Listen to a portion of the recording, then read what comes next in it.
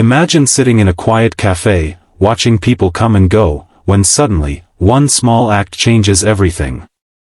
That's exactly what happened on a cold winter afternoon, when a janitor, wearing his faded uniform and carrying a mop, overheard a woman crying softly in the corner.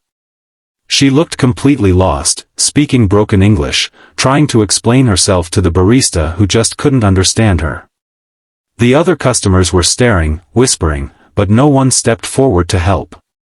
Until the janitor did something unexpected. He spoke in perfect Arabic. The woman's face lit up instantly, her tears slowing as relief washed over her. He gently guided her outside, his words soothing her fears, as if he had known her for years. But what he didn't realize was that, just a few tables away, a man in a sharp black suit had been silently watching everything.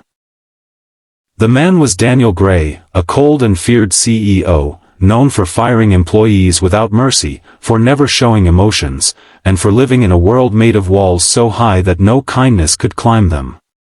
Yet, for some reason, he got up from his seat, left his half-finished coffee, and followed the janitor and the woman outside, in complete silence. The janitor, named Yusuf, was used to being invisible. Most people never looked at him twice. He was the guy who scrubbed the floors after everyone left. But in that moment, he was the only one who mattered to the trembling woman. She told him, in her language, that she had lost her bag, her documents, and her phone. She was stranded in a city where she knew no one. Yusuf listened patiently, promising her he would help. His voice was calm, steady, filled with a warmth she hadn't felt since leaving home.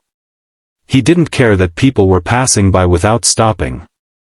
He didn't care that the cold was biting his skin. All he cared about was making sure she was safe. From a short distance, Daniel watched, his expensive shoes crunching against the snow as he followed quietly.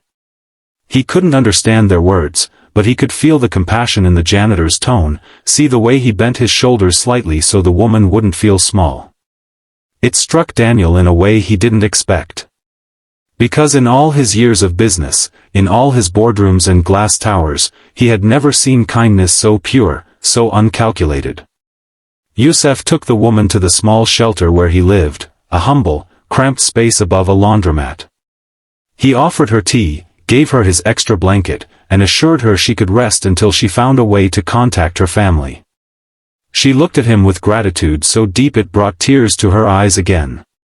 For her, this janitor wasn't just a stranger. He was an angel. And Daniel, standing in the hallway outside, finally stepped inside. The silence was heavy as Daniel's presence filled the room. Yusuf immediately stood, nervous. This man was clearly someone powerful, someone important, someone who didn't belong in a place like this. But Daniel didn't speak right away. He simply looked at the scene, a janitor giving up his own comfort for someone he didn't even know. It reminded him of something he had long buried, the memory of his own mother, who had once been a refugee herself, struggling in a strange country where no one helped her. His throat tightened, but he hid it behind his usual cold expression. Finally, Daniel spoke. "You didn't even hesitate," he said quietly. "Why?" Yusuf shrugged, unsure what answer would make sense to a man like him. "Because she needed help. That's all." That simple response shattered something inside Daniel. All his life, he had believed the world was built on power, money, and control. Yet here was a man with none of those things, who gave more than Daniel ever had. The days that followed changed everything. Daniel arranged for the woman to get her documents back, using his connections, but he never told her it was him. He wanted her to believe it was Yusuf who saved her, because in truth, it was. But something else happened. Daniel began returning to that little shelter above the laundromat. Not because he had to, but because he wanted to. He wanted to learn how someone with so little could still live with such richness of heart. And slowly, the cold CEO began to thaw.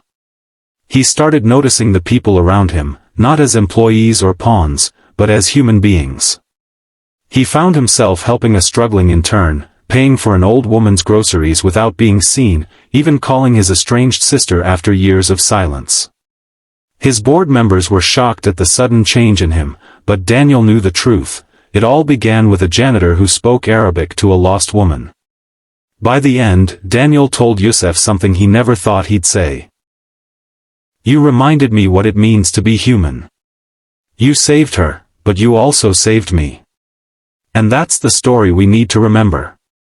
Because sometimes the smallest acts of kindness create the biggest ripples, reaching hearts we never imagined. If this story touched you, make sure to hit that like button and subscribe to the channel. Because stories like these remind us all, compassion costs nothing, but it can change everything. The night after Yusuf helped the woman, Daniel couldn't sleep. He tossed in his penthouse bed, staring at the ceiling. The city lights glittered outside his window, but they felt hollow. For the first time, silence scared him. His mind replayed the janitor's words,